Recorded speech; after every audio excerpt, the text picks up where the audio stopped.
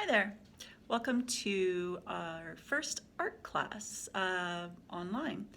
If anyone hasn't taken a class with me, my name's Michelle, and I'm just going to be talking about mindfulness and creativity today, using the pillars of mindfulness in making art and expressing ourselves, basically. So being creative, which we all are. So mindfulness, I'll talk about the basic pillars of mindfulness. I've written them down back here.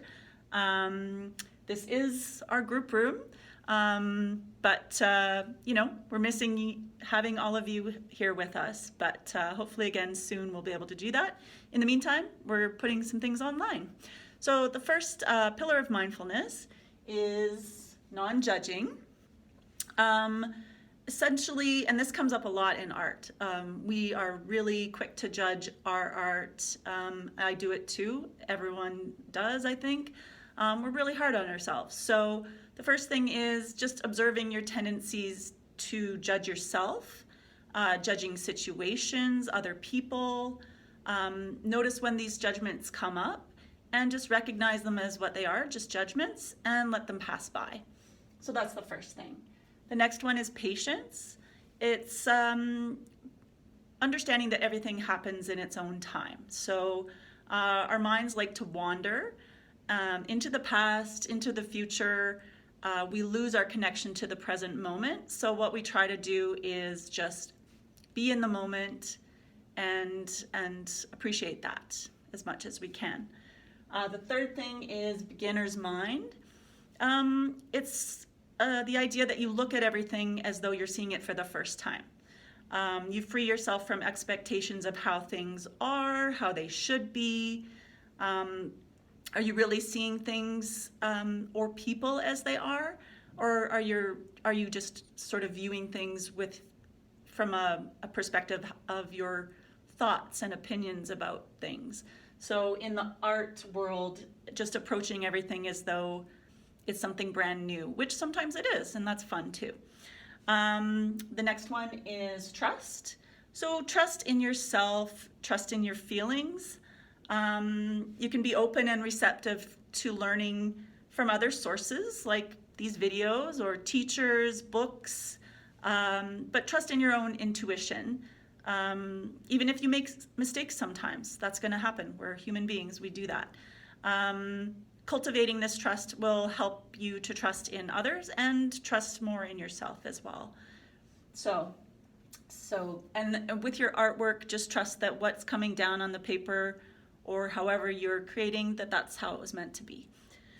The next one is non-striving. So non-striving is paying attention again to what's happening in the present moment without thinking of if only I were a better artist, if only I were if my hands were able to do what I want them to do. Thinking the way things should be takes away from the moment again. So always coming back to the present moment.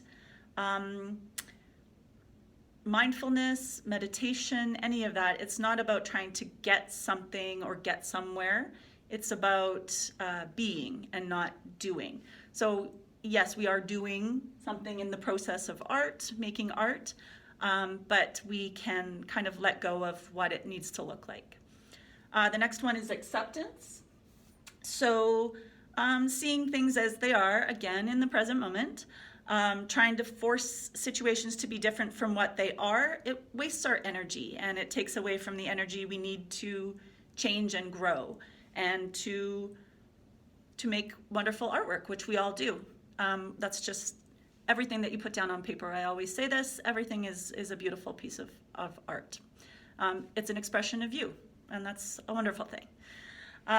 Letting go is the last one. So letting go, our brains have a really hard time letting go of thoughts. So understand that is something that is just, it's the way that we're wired, I guess. So observe how it feels to hold on to something and then, or be attached to something. And then observe how that feels to let it go. Let your thoughts, I always say this too, so let your thoughts be like leaves in a river. So you're standing on the shore or the riverbank, you see leaves passing along, and think of those as your thoughts. You see them, you notice them, and then you just let them go by. So that's something, and you can use whatever visual works for you. So today, with all of these in mind, and I will step back so you could pause. We'll also put these on the video as well. But today I just want to invite you to do a quick little piece of artwork that goes with the non-judging piece.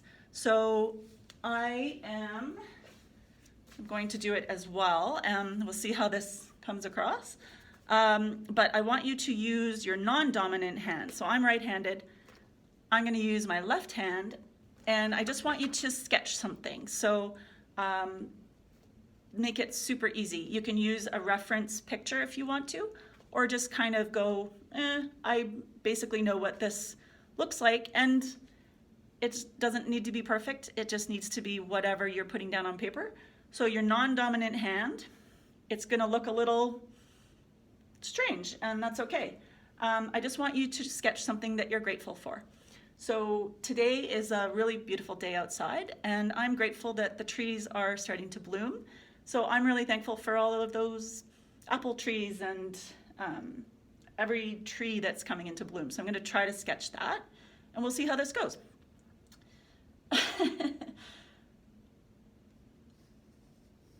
And you can just go with the basic shape of a tree. Again, I'm just sort of picturing what that looks like for me. Non-dominant hand, so I'm not expecting perfection here. Oops, you probably can't see this all that well. Yeah, that's gonna be my tree. And, you know, just make it your own. Those are supposed to be blossoms.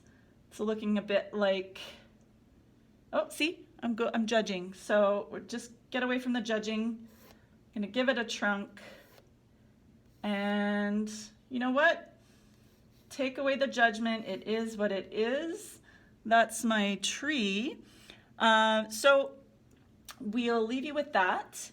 And if you want to share any of your drawings with us, we invite you to do that. And if you have any comments or questions, just let us know below. Okay? Thanks for joining me. Have a great day.